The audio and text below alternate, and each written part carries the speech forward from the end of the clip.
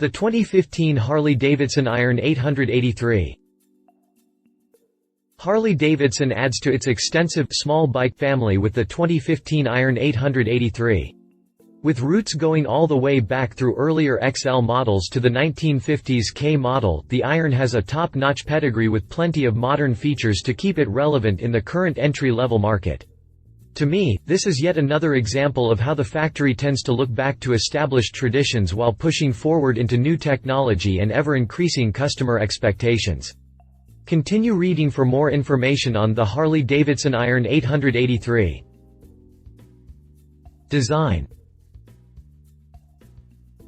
Fans of the franchise will instantly recognize the classic Sportster design, but the factory wasn't building just another XL when they set this baby up. Built as a stock bike with many features that one would normally only see on a custom ride, I guess you could consider this to be another showroom custom, similar to the Breakout in the Softail family. From the narrow XL front end, across the Fat Peanut tank and Evolution engine, to the traditional rear fender, there is very little in the way of chrome highlights. Instead, Harley endowed the Iron with their blacked-out look on the fork lower legs, drag-style handlebars, mirrors, engine, rear fender struts and turn signals, giving the bike an unapologetic aggressive look. The factory even gave it the black fork dust covers à la Café Racer to deepen the historical ties.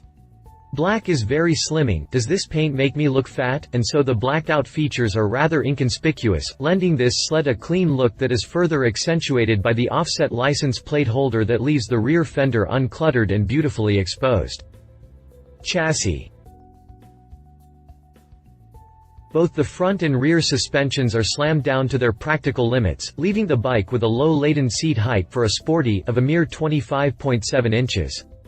This low seat height, coupled with the drag bars and mid-mount controls, creates a compact rider triangle that is sure to suit all but the shortest or tallest riders.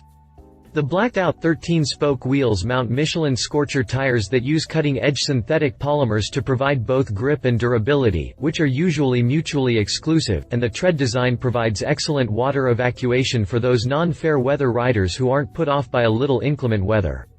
A single caliper front and rear handles the braking duties, and while I prefer dual brakes up front, the bike weighs a mere 562 pounds plus rider, so this brake arrangement is sufficient to keep you safe, and it leaves a fairly unimpeded view of the front wheel.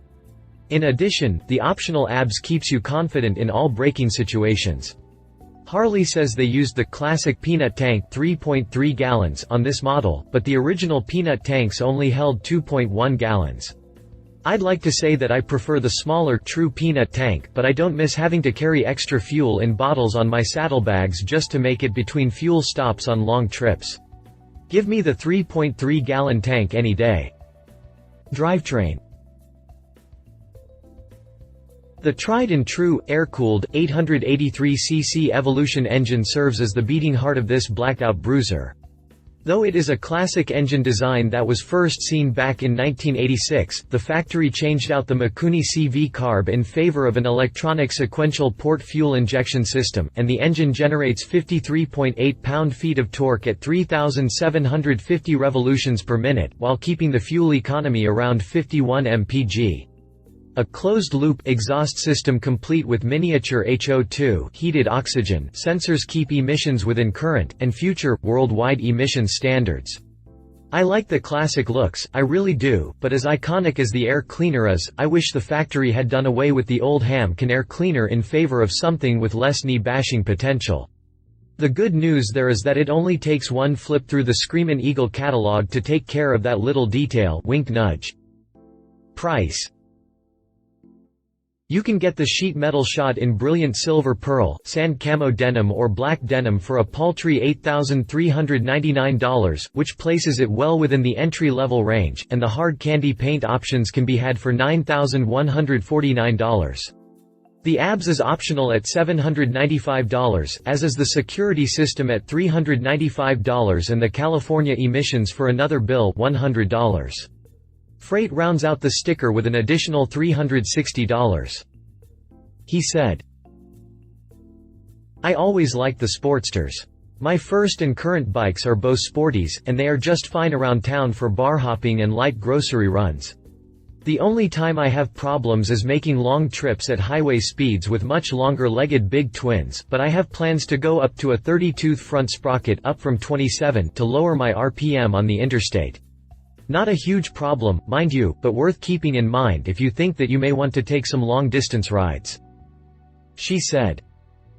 My wife and fellow writer, Alan Hinton, says, "For the price, it's a good entry-level bike, that's true, but my husband's Sportster has served us well as a third vehicle for many years. For quick runs into town, it's a much more economical ride than our cage vehicles.